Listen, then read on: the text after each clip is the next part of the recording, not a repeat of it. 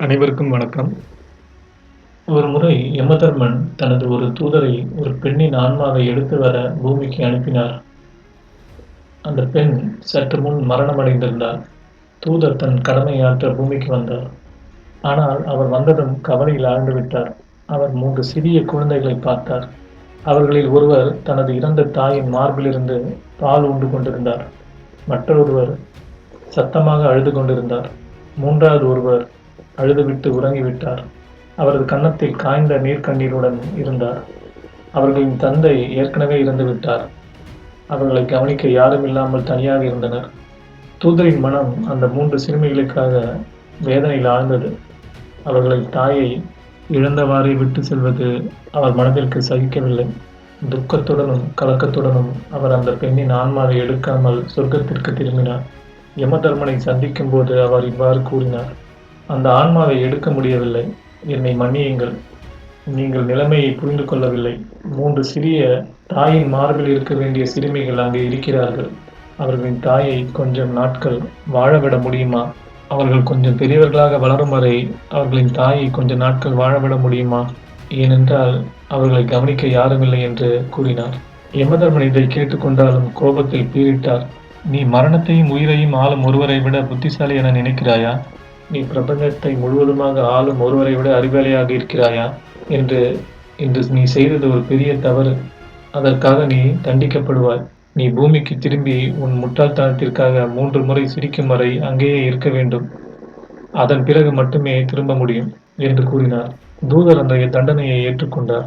ஆனால் உள்ளுக்குள் அவர் தனது செயல் சரிதான் என்று நம்பினார். அவர் தன் முட்டாள்தனத்தை பற்றி சிரிக்க வேண்டிய நிலை வராது என்று முழுமையாக நம்பினார். ஏனெனில் அவர் எந்த தவறும் செய்ததாக எண்ணவில்லை. தூதர் பூமிக்கு அனுப்பப்பட்டார். அங்கு அவர் கிடந்து கொண்டிருந்த இடத்திலிருந்து கொஞ்சம் தொலைவில் ஒரு செருப்பு தைப்பவர் தனது குழந்தைகளுக்காக குளிர்காலத்திற்கு தேவையான உடைகள் மற்றும் கம்பளங்களை வாங்க நகரத்திற்கு செல்ல தயாராக இருந்தார். வழியில் ஒரு மனிதன் குளிரில் நடுங்கிக் கொண்டிருந்தார்.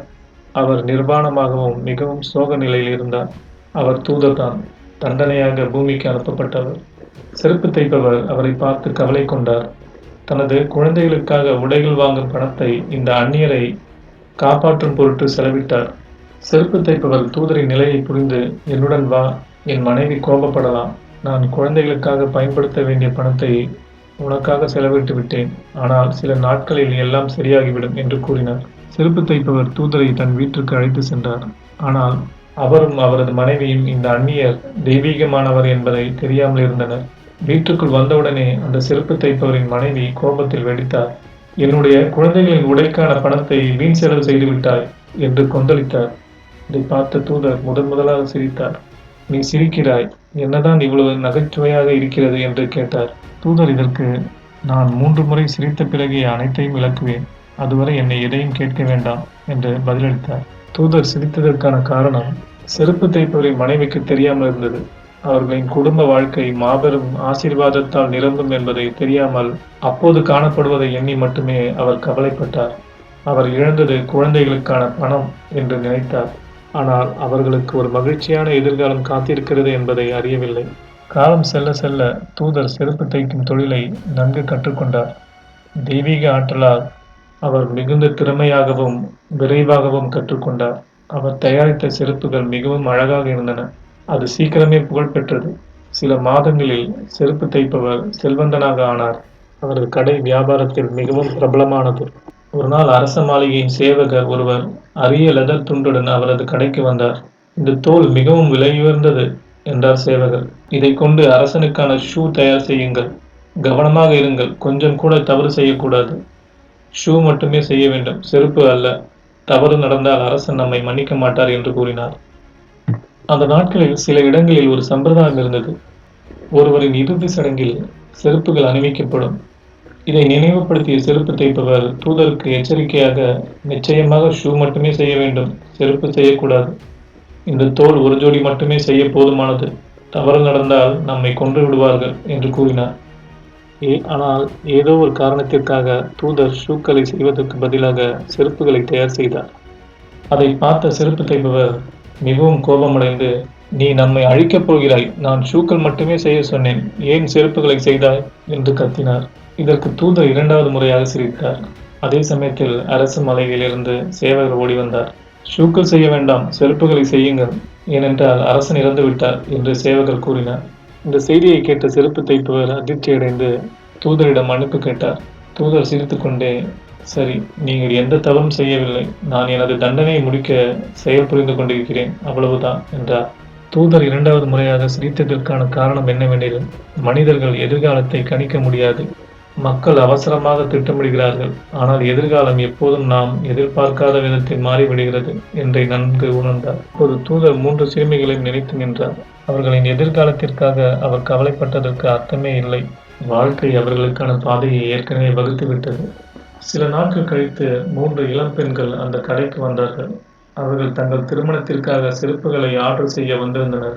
அவர்களுடன் ஒரு பெரிய வயதுடைய செல்வந்த பெண் இருந்தார். தூதர் அவர்களை உடனே அடையாளம் கண்டார். இவர்கள்தான் அன்று இறந்த தாயுடன் இருந்த 3 சிறுமிகள். அவர்களுடன் வந்த பெரிய பெண்ணிடம் தூதர் கேட்டார், இவர்கள் யார்? அவர்கள் எப்படி வளர்ந்தார்கள்? அந்த பெண் விளக்கினார், இவர்கள் எனது சொந்தம் இல்லை. இவர்கள் குழந்தைகளாக இருந்தபோது அவர்களின் தாய் மரணமடைந்திருந்தார். நான் குழந்தைகளை என்னுடன் சேர்த்துக் கொண்டேன். அவர்கள் செல்வத்தில் வளர்ந்தனர். இப்போது மூவரும் அரச குடும்பத்திற்குள் மணமுடிக்கப் போகிறார்கள். இதை கேட்டவுடன் தூதர் 3வது முறையாக சிரித்தார். அவர் அந்த செருப்பு தைப்பவரிடம் தனது முழு கதை மற்றும் தண்டனையை சொல்லி விளக்கினார். நான் தவறு செய்தேன். விதி என்பது நாம் யோசிப்பதை காட்டிலும் வலிமையானது. நாம் காண்பது ஒரு சிறிய பகுதியே, ஆனால் வாழ்க்கையின் முழு படம் நம் புரிதலுக்கு அப்பாற்பட்டது. நான் 3வது முறையாக என் முட்டாள்தனத்திற்காக சிரித்துவிட்டேன். எனது தண்டனை முடிந்தது. நான் இறுதியில் சொர்க்கத்திற்கு திரும்ப முடியும். இப்படி தூதர் தனது முடிவிற்கு வந்தார். தனது தவறுகளை உணர்ந்து தனது தண்டனையை நிறைவேற்றிய பிறகு அவர் சொர்க்கத்திற்கு திரும்பி சென்றார். இந்த கதை நம்மை வாழ்க்கையின் நிகழ்வுகள் எப்போதும் நம் புரிதலுக்கு அப்பாற்பட்டவை என்று நினைவூட்டுகிறது. எதிர்காலம் குறித்து கவலைப்படுவது விதியை மாற்றாது. வாழ்க்கை எப்போதும் ஒரு பெரிய திட்டத்தின் ஒரு பகுதியாக இருக்கிறது. சிரமங்கள் நம்மை சோர்வடைய செய்யலாம், ஆனால் அவை நம்மை இன்னும் பலமாகவும் செழிப்பாகவும் மாற்றும் வாய்ப்பாக மாறலாம். தினமும் ஒரு நல்ல வார்த்தை வாழ்க்கை அழகாகும். நான் சொல்வது வண்டர்ஃபுல். உங்களின் வெற்றி பயணத்தில் என்னையும் சேருங்கள். மோட்டிவேஷன் டு சக்சஸ் சேனலை சப்ஸ்கிரைப் செய்யுங்கள். நன்றி.